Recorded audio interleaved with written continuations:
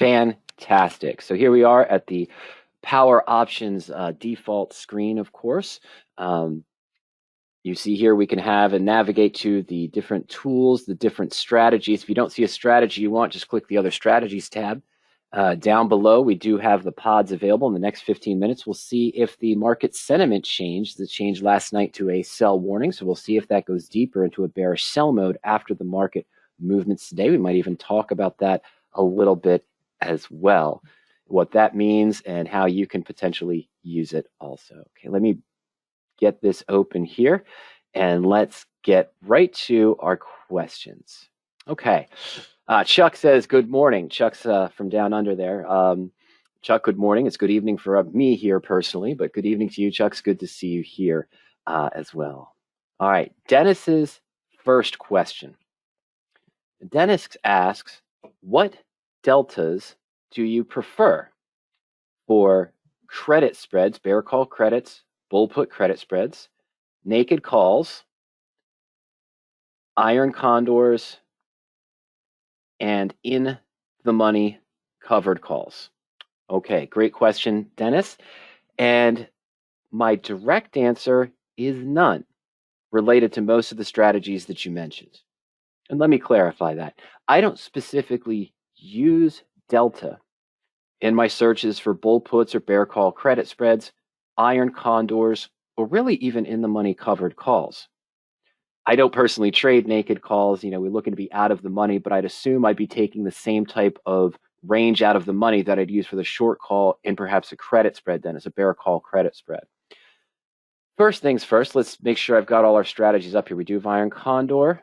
I'm missing a couple though. So let's go to the other strategies tab. We mentioned in the money covered calls for this question, bull put credit. Let's take out the naked put and add in bear call credit. And we'll take out calendar call for the time being. We've got iron condor. Let's just move that up. And then, of course, we need to add in, what did I forget? Oh, naked call. Okay. Now, my preferred, let me just save that configuration, Dennis. My preferred structure for a bull put credit spread, you may have heard me mention before, I know many of our attendees have heard me mention this before, is to use what we call the weekly bull put credit default in the Power Options Search. It's looking roughly 14 days out in time, 2 weeks out in time. And we see some structures here. I might have to clean up some of this. I'll probably clean up that in just a moment. But, you know, on average, we're looking for positions that are a good range out of the money and have an 85% probability or higher above. What does that mean? That means that based on the past trading range of the stock, in this case for Adobe at 492.12, I may look to sell the 462.5 strike put and buy the 460, get a net credit of 38 cents on a 2.5 point spread, which is about a 17.6% return. But based on the past trading range of Adobe, Dennis, there is an 88.2% theoretical probability the stock will remain above $462.50 at expiration, and both puts will expire worthless. Now, as you can maybe see, this does apply. Why didn't that work? Oh, that's why. I'm sorry. This does apply to a strict range, essentially, of the short option delta as well. So an 88% or 85% probability pretty much means that every sold delta, the initial put we're selling when we want to keep the stock above, is about 0.15 or less. They kind of relate to each other, Dennis, but we here, myself, Ernie at Power Options, we prefer to use the probability in our screens as well.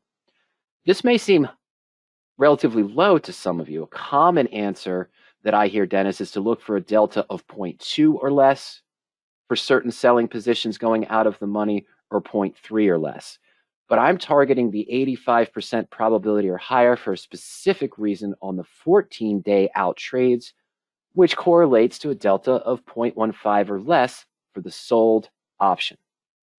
And I would look for the same in a bear call credit. They kind of go hand in hand, meaning that if I'm looking for 14 days out, Dennis, I want an 85% probability the stock will stay below the short call strike price so that my bear call credit expiry is worthless. That would equate to a short call delta of 0.15 or less. And in iron condor positions, oh, excuse me, folks, in iron condor positions, I do the same thing in the sense that, well, let me go down here first. So here you see the default criteria that we're using that you can set in the search for the various structures, options, technicals, fundamentals, days to expiration, implied volatility, minimum net credit, maximum risk range, return ranges, range out of the money, probability, bid-ask spread, strike difference, volume open interest, and you can absolutely screen by short option delta or delta ratio. Delta ratio I typically use for the calendar call spreads, the poor man's covered call, Dennis, not for these other strategies. But I could set my short option delta to the range that I want as well, but I'm using the probability, and you can see that using the probability already filters my short option delta, even though I'm not filtering by it. For the iron condor, let's switch gears very quickly here. And this is one of the default screens. I'm not using delta in this screen either. Oh, sorry, folks, but what I am using is the probability above the short put break-even price, the probability below the short call. Both of those are set at 75.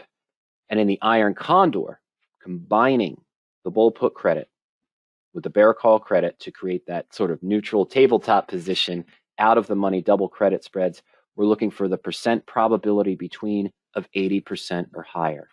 And what you'll find, Dennis, is if you enter those or use our defaults, maybe increase the probability between to meet your needs based on your target goals and your risk threshold, you'll see that that is going to be filtering by the delta for you without even screening by the delta itself. All right. Now, in the money covered calls. So we'll just go with one of Ernie's default searches. I'm going to go to covered call and I'm going to go to search. We're going to pick the default in the money covered call screen. So I scroll down below the listed trades and you see the drop down menu here, which allows me to select between the variety of default searches. Let's take a look at the preferred in the money search, Dennis. It'll automatically pull up the criteria for me. So let's scroll down below. We're going to clean that up in just a minute.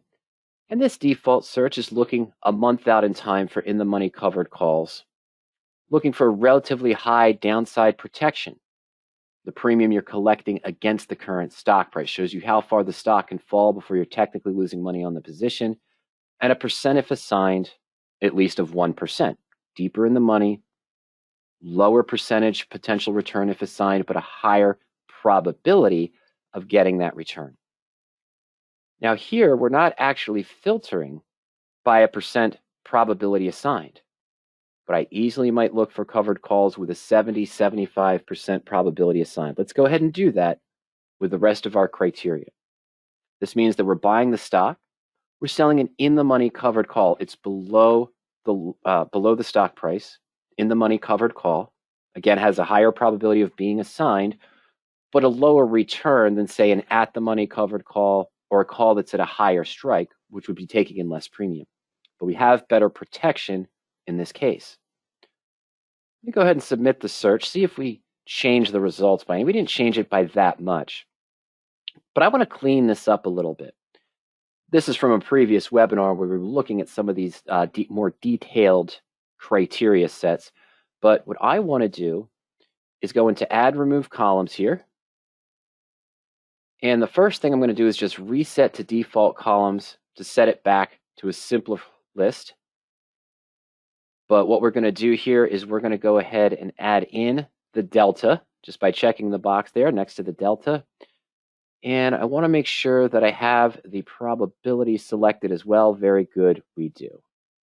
Okay, and let's change the column order. Let's put those two right next to each other so it's easy to see. Fantastic. So just change the column order by moving it up with the arrows. Go ahead and save that. Now it's going to ask us to close the window and refresh the page. Much better view. So they're pretty close, Dennis, in this case. So we look for a probability of 75% or higher. And you see this one here, our first one on MetLife, stock at 52.58. We can sell the March 40 call for 12. Well, the midpoint, excuse me, is 13.03. So we're $12.58 in the money. And selling the call at 13.03 gives us about 45 cents of time premium. We have a 24% downside protection, meaning the stock can fall almost 25% before we're losing money on the position. We have a 1.1% return. This might be too deep in the money, but that's okay. It's 1.1% return for 42 days. We'd probably look for something a little bit higher. But we have an 87.9% probability of getting assigned and earning that return. And the delta is about 0.89. So they're pretty close. You know, if we were at the money, we'd have a 50% probability of being assigned, and that would equate to a 0.5 delta as well. So in most of the default searches, Dennis, what you'll see there is Ernie and myself using probability in the default screens rather than the delta. However, you can easily use delta. As I mentioned, I think this one maybe is a little bit too deep in the money. We probably want to go a little bit higher. For 45 days, I'm probably going to target, you know, a 2.5%, maybe 2% return with being in the money.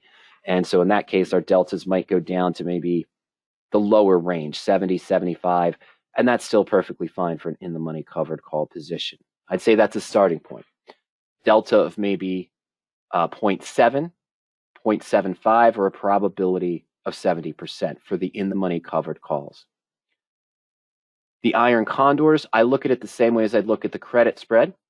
Doing a bull put credit spread, I want to see for the shorter term, 14 days out of time, excuse me, Dennis, I want to look for that 85% probability, which equates to a short option delta in either credit spread, bull put, or bear call of 0.15 or less. Now, if you're going out monthly on your spreads, you could probably go to a delta of 0.25, maybe 0.3. That equate to a 70 or 75% probability as well. And the naked calls, again, I mentioned I don't really trade those because of the risk, Dennis, but I'd look to pretty much be about 10 or 15% out of the money, which would similarly equate to probably what you're looking for on the same thing with a bear call credit spread, a short option delta of maybe 0.15 or less. Again, I don't know if that's going to match your return goals for the naked call portion of your portfolio, meaning that might be too far out of the money where you're getting too small of a naked yield against the margin requirement. So what's the trade-off? I can get a higher return, of course. We should probably go ahead and go there, shouldn't we? Just run some examples. I can get a higher return using a higher delta, which would be a lower probability, but you take that chance. So in our default, this is the weekly one. In the default screen, we're forcing it to be 2% out of the money. Oh, and that's only a 65% probability. That might be too close. Yeah. Fisker at $14.99 and selling the 1 week out 16 strike call. I don't know Fisker. I haven't researched it. That does seem too close to me. Personally, that seems too close to the strike price with the risk that's inherent with the naked call position. This one's maybe a little bit better. We're seeing, yeah. All right, so this is 42 days out, keeping the implied volatility low, looking for a 2% naked yield there. It is 10% out of the money, and then I'd probably want to go ahead and put in at least a 75% probability for me personally, even though I don't trade this. And what does that equate to? Deltas of around 0.3, 0.25, 0.26, somewhere in that time frame. What does that mean? $62 stock, selling the 80 strike March call for about a 3% yield. But again, personally, I don't trade this strategy myself, but that's what I would kind of look for in these situations. Bull puts and bear calls shorter term, looking for a delta of maybe 0.15 or less. Someone comments in that a good starting point for credit spreads is the delta of 0.2. That's a very common one. I use the probability of 85 myself, which translates into a 0.15 delta or less on the short option.